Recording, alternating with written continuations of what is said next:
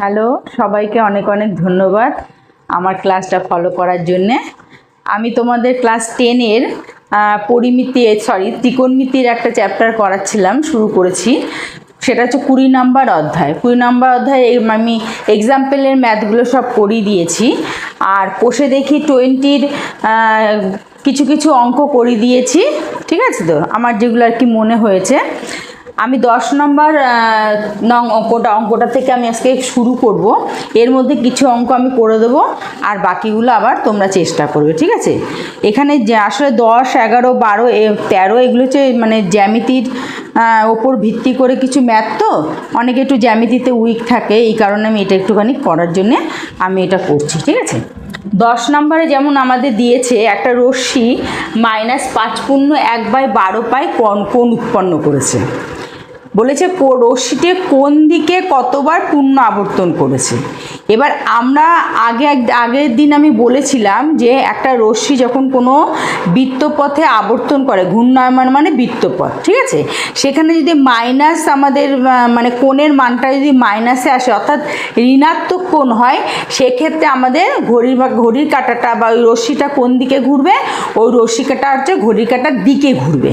ঠিক আছে তো, তার মানে এখানে বলেছে কোন দিকে আবর্তন করেছে, তাহলে অ্যান্সারটা আমরা পেয়ে গেলাম যে ঘড়ি কাঁটার দিকে আবর্তন করেছে। এবার আমার এখানে উত্তর চেয়েছে কতবার পূর্ণ আবর্তন করেছে। তা আমরা কি জানি যে 360 ডিগ্রি গেলে একবার পূর্ণ আবর্তন করে, তাহলে এখানে পূর্ণ আবর্তন করেছে, যেখানে ওটা মানে বৃত্তীয় মানে দিয়ে দিয়েছে এটাকে, তাহলে আমরা আগে ষষ্ঠিক মানে বের করে নিই যে এটা কত ডিগ্রি হয়। ঠিক আছে, এখানে মাইনাসটা আর কোনো ফ্যাক্টর না, মাইনাসটা এটা শুধুমাত্র যে ঘড়ির কাঁটার দিকে রশ্মিটি আবর্তন করেছে এটা জানার জন্য আমাদের মাইনাস। তাহলে আমাদের দিয়ে দিয়েছে 5 পূর্ণ যে কোণটা উৎপন্ন করছে 5 পূর্ণ 12 পাই। ঠিক আছে তো, তাহলে 5 পূর্ণ মানে 5 বারং 60 আর 61/12, আর ইন্টু এখানে পায়ের মানটা আমরা কত বসাবো 180 ডিগ্রি। আমি বলেছিলাম যে বৃত্তীয় মান থেকে ষষ্ঠিক মান মেনতে গেলে পায়ের মানটাকে 180 ডিগ্রি আমরা বসিয়ে দেবো। তাহলে এখানে 12 দিয়ে আমরা যদি কাটাকাটি করি, 12কে 12, আমি 12 ঘরের টেবিল একেবারেই করে দিচ্ছি, তোমরা ছোট ছোট করেও কেটে নিতে পারো। 12কে 12, 6, 5 বারং 60, তাহলে 15 দিয়ে গুণ করলে 15কে 15, 5 হাতে থাকে 1, 4, 6, 15, 90 আর 1, 91, অর্থাৎ সে ওই রশ্মিটা মানে ঘূর্ণায়মান রশ্মিটা এত ডিগ্রি কোণ উৎপন্ন করেছে। তাহলে আমরা কি জানি, আমরা জানি 360 ডিগ্রি গেলে সে মানে 360 ডিগ্রি কোণ উৎপন্ন করবে, 360 ডিগ্রি কোণ উৎপন্ন হবে একবার আবর্তন করলে। ঠিক আছে, আমি অতটা ডিটেলসে লিখছি না, আমি মুখে বলছি, সেইভাবে তোমরা একটু করে নিই। 360 ডিগ্রি কোণ উৎপন্ন করে একবার আবর্তন করলে, তাহলে 1 ডিগ্রি কোণ উৎপন্ন করবে, তাহলে 1/360 বার আবর্তন করলে, আর হচ্ছে 915 ডিগ্রি কোণ উৎপন্ন করবে, তাহলে 1/360 ইন্টু হবে 915। ঠিক আছে তো, তাহলে এটা আমাদের একটু কাটাকাটি করা যাবে, খানিকটা আমি একটু কেটে দিচ্ছি। তাহলে থাকছে হচ্ছে 915 ওপরে, আর নিচে হচ্ছে 360। যেহেতু লাস্টে ওপরে 5 আছে, লাস্টে 5 থাকলে 5 দিয়ে ওটাকে ডিভাইড করা যায়, আর লাস্টে 0 থাকলেও 5 দিয়ে ডিভাইড করা যায়, অর্থাৎ আমরা দুটোকেই 5 দিয়ে ডিভাইড করবো, অর্থাৎ 5 দিয়ে কাটাকাটি করছি। তাহলে 5 দিয়ে কাটলে হচ্ছে 5, 5 একে 5, 4 41, 5 8 40, থাকবে হচ্ছে 1 15, 3 5 15, আর এটা 5 দিয়ে কাটলে হচ্ছে 5 7 35, 1 10, 5 দুগুণে 10। আমাদের 3-এর নামটা আবার 3-এ আমরা পেয়ে যাব। তাহলে 3 6 18, 3 1 3, আর এটা হচ্ছে 3 24 72, 3 দুগুণে এখানে 6, থাকবে 1 12, 3 4 12, তাহলে আমাদের হলো হচ্ছে 61/24। তাহলে এটা ভাগ করলে আমরা যেটা পারবো 24 দুগুণে 48, 3 24 72 বেশি হয়ে যাবে, তাহলে আমি দুবার দিলাম 24 দুগুণে 48। ঠিক আছে, আমরা 24-এর যদি নামটা না পারি তখন আমাদের কি করা উচিত, তখন আমাদের করা উচিত হচ্ছে 24 দিয়ে আলাদা জায়গায় গুণ করব, এবং সেক্ষেত্রে আমরা দেখেছি ধরো এখানে না 61 একটা ছোট্ট সংখ্যা, এটা যদি বড় সংখ্যা হয় এই 24কে তুমি 2 দিয়ে 3 দিয়ে 4 দিয়ে 5 দিয়ে 6 দিয়ে কত দিয়ে গুণ করবা, এতে কিন্তু তাহলে কি হবে, তোমার অঙ্কটা করতে অনেকটা সময় লাগবে। এর জন্য একটা আমাদের ছোট্ট ক্লু হচ্ছে এই একটা টেবিল, অর্থাৎ আমি 2-এর টেবিলটা 6-এর মধ্যে পড়ে নিলাম। তাহলে 2-এর টেবিলটা যখন আমি 6-এর মধ্যে পড়ছি, তাহলে 3 দুগুণে 6 হচ্ছে, 4 দুগুণে 8 বেশি হয়ে যাবে। তাহলে আমি 24কে আমি প্রথমে তাহলে 3 দিয়ে গুণ করব। তাহলে 3 দিয়ে গুণ করলে 72 পাচ্ছি। যেহেতু 3 দিয়ে গুণ করলে 72 পাচ্ছি, তাহলে 61 থেকে 72 বড়, সেজন্য 2 দিয়ে গুণ করব। তাহলে 2 দিয়ে গুণ করে আমি পাবো 48। 8 আর 3 11, হাতে থাকে 1, 4 1 5, 5 আর 1 6। অ্যাকচুয়ালি দুবার পূর্ণ আবর্তন করবে। তাহলে ঘূর্ণায়মান রশ্মিটি আমাদের ঘড়ির কাঁটার দিকে দুবার পূর্ণ আবর্তন করবে। এটা একটা উত্তর গেল। আর একটা উত্তর চেয়েছে তারপরেও আরও কত ডিগ্রি কোণ উৎপন্ন করবে।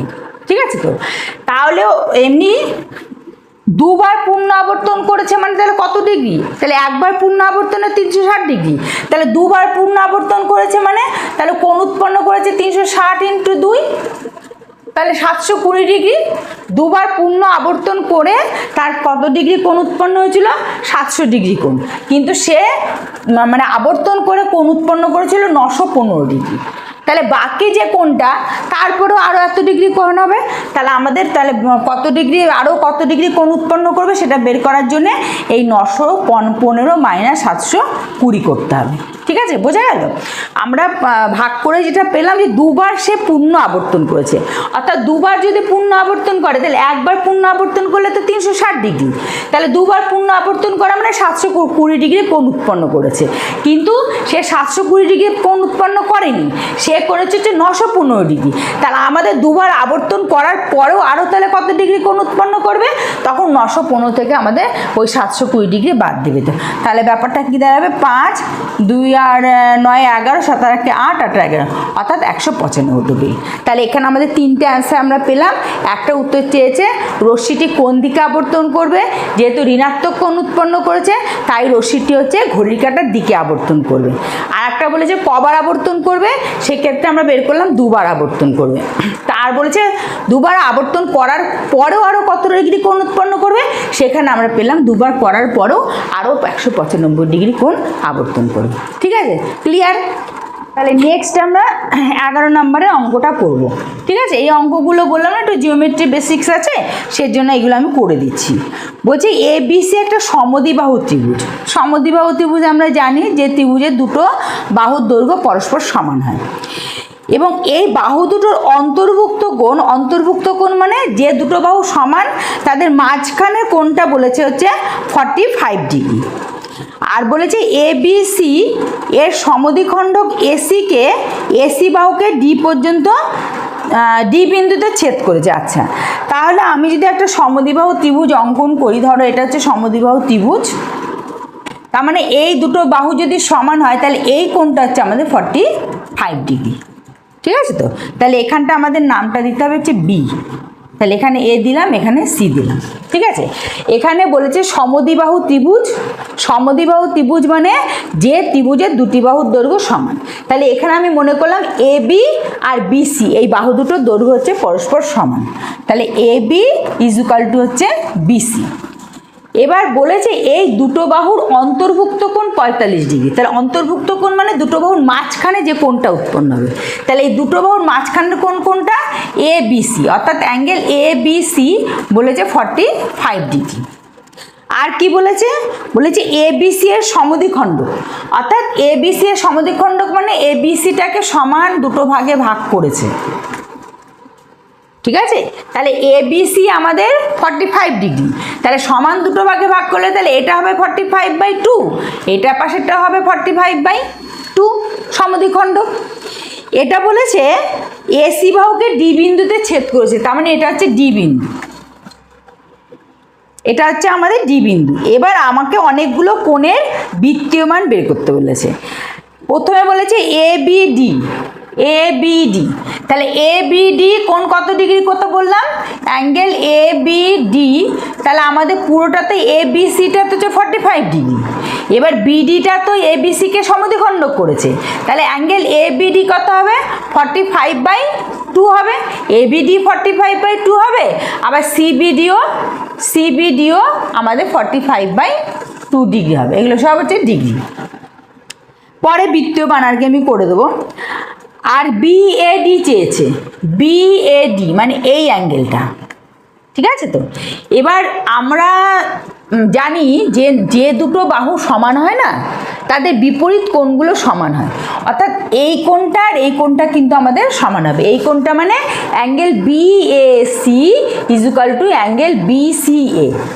আমরা জানি কোনো ত্রিভুজের দুটো বাহু যদি সমান হয় তাদের বিপরীত কোণগুলো সমান হয়। তাহলে এখানে আমাদের কোন কোন বাহু সমান? তোমার এ বি আর বিসি বাহু সমান। তাহলে আমাদের বিসি বাহুর বিপরীত কোণ এ, অর্থাৎ বিএসি, তার মানে অ্যাঙ্গেল বিএসি, বা এটাকে আমরা লিখতে পারি অ্যাঙ্গেল বিএডি, কারণ একই কোণ। বিএসিও যা বিএডিও একই, তার মানে এটা এই কোণটার যা মান হবে বিসিডি এই কোণটার মানও তাই হবে, বিসিডি এই কোণটার মানও তাই হবে, অর্থাৎ angle BAD is equal to angle BCD.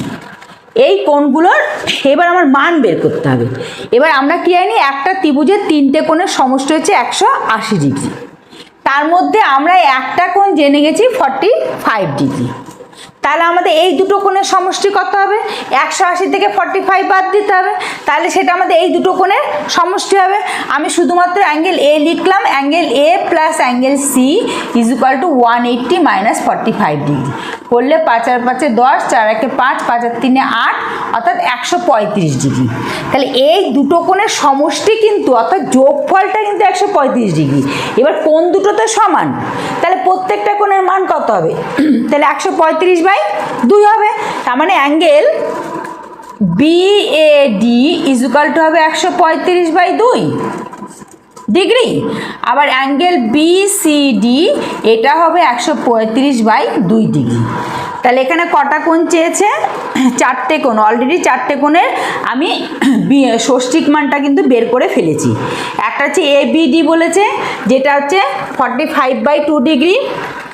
একটা বলেছে হচ্ছে বিএডি, বিএডি যেটা 135 ডিগ্রি বাই 2, আর একটা চেয়েছে সিবিডি, সিবিডি, সিবিডি ওটা হচ্ছে 45/2 ডিগ্রি, আর একটা চেয়েছে বিসিডি, বিসিডি সেটা হচ্ছে 135/2 ডিগ্রি। তাহলে প্রত্যেকটা কোণের মান আমি এখানে লিখে তারপরে তাকে বৃত্তীয় মান আমি করে দিচ্ছি। এগুলো ষষ্ঠিক মানগুলো আমি এখানটা একটু পরপর লিখে নিই, ঠিক আছে? দিয়ে ওটাকে আমি বৃত্তীয় মান করে দিচ্ছি। তাহলে angle A B D is equal to 45/2 degree. তাহলে এটাকে আমরা যখন বৃত্তীয় মান তাহলে করব, কি বলেছিলাম আমরা? 1 π/180 দিয়ে গুণ করতে।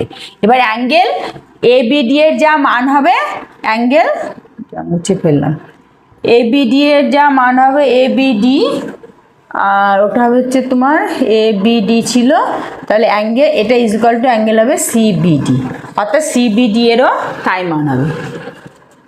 এখানে এ ছিল এবিডি, হ্যাঁ, তাহলে সিবিডি এরও মানও তাই হবে, ঠিক আছে? অর্থাৎ এই মানটা যেটা বেরোবে সেই মানটাই আমাদের এখানে বেরোবে।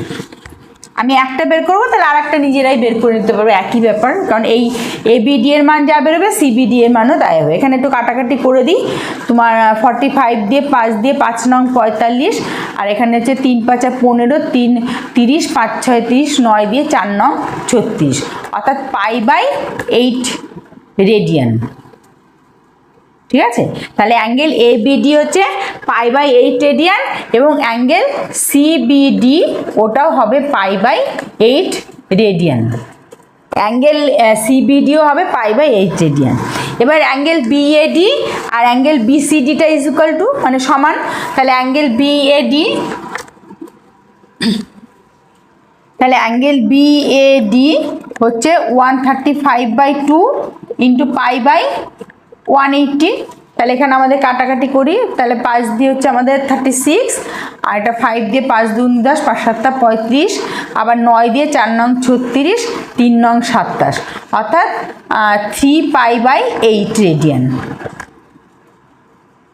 এবার অ্যাঙ্গেল বিএডি আর বিসিডিটা সমান, তার মানে অ্যাঙ্গেল বিসিডি এরও তাই মান বেরোবে। তাহলে angle BCD is equal to 3π/8 radian.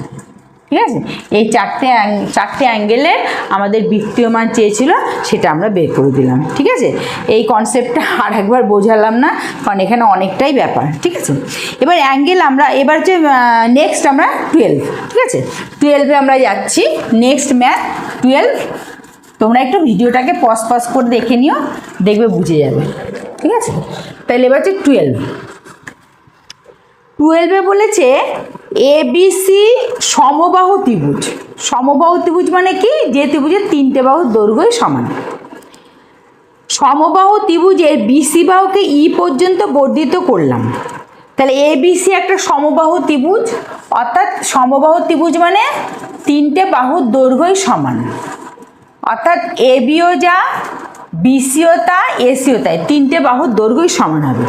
এবার এই BCটাকে E পর্যন্ত বর্ধিত করেছে, যেহেতু যেটা বর্ধিত করবে না সেটা যদি তুমি নিচে সেই নামটা দাও, তোমার মানে ইজিটা বেশি হবে, সেই জন্য BC নাম তো আমি যে কোনো দিকে দিতে পারি। ঠিক আছে, তো তাহলে এই BC বাহুকে আমি E পর্যন্ত বর্ধিত করলাম।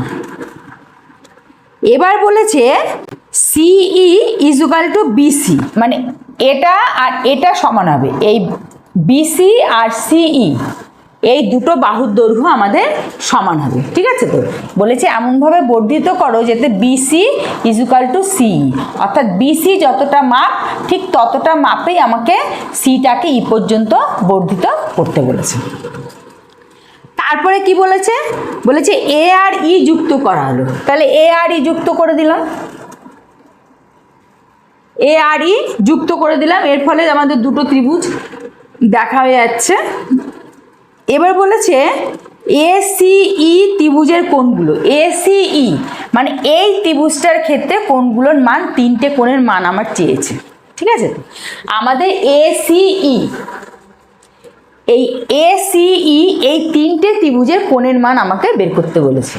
দেখো, আমরা জানি এই সমবাহু ত্রিভুজের প্রত্যেকটা কোণের মান কিন্তু 60 ডিগ্রি, কারণ আমাদের যেহেতু 3টে বাহুর দৈর্ঘ্য সমান, সেজন্য 3টে কোণের মানও সমান, অর্থাৎ প্রত্যেকটা অ্যাঙ্গেল কিন্তু আমাদের 60 ডিগ্রি।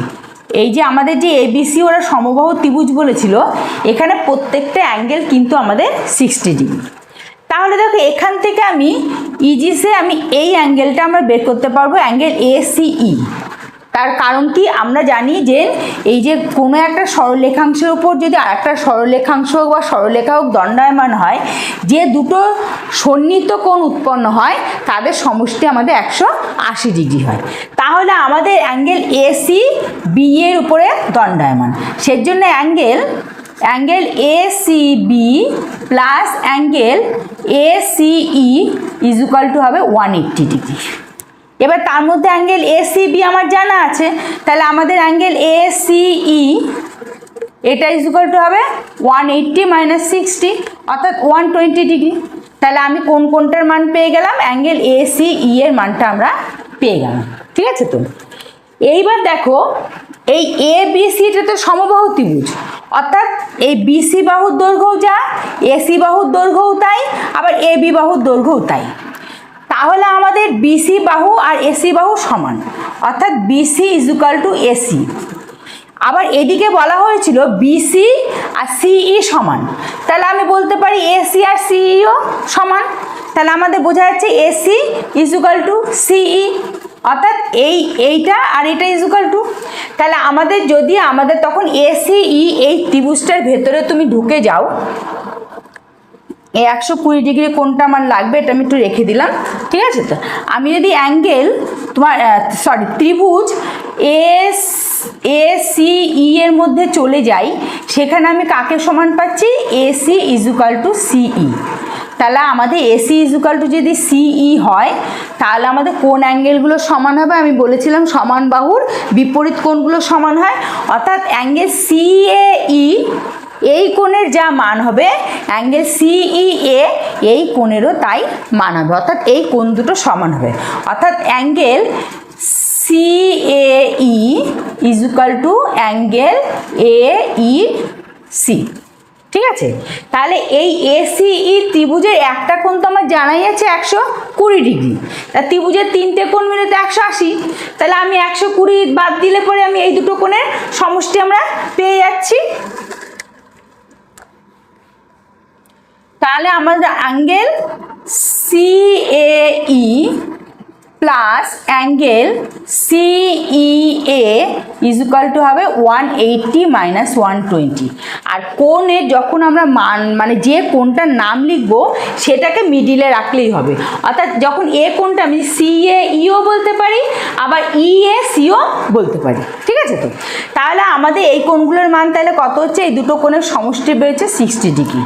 আমাদের এই দুটো কোণের সমষ্টি 60 ডিগ্রি, কিন্তু যেহেতু দুটো কোণই ইকুয়াল তাহলে আমাদের এক একটা কত করে হবে? 30 ডিগ্রি করে হবে। ঠিক আছে? তো তার মানে angle CAE is equal two হবে 30 ডিগ্রি, আবার angle CEA is equal two হবে 30 ডিগ্রি। তার মানে আমাদের এই যে ACE এই ত্রিভুজের তিনটে কোণের মান আমার হয়ে গেল। ঠিক আছে? তো তাহলে ACE ত্রিভুজে একটা কোণ হচ্ছে 120 ডিগ্রি অর্থাৎ 120 ডিগ্রি, একটা কোণ হচ্ছে 30 ডিগ্রি, আর একটা কোণ হচ্ছে 30 ডিগ্রি।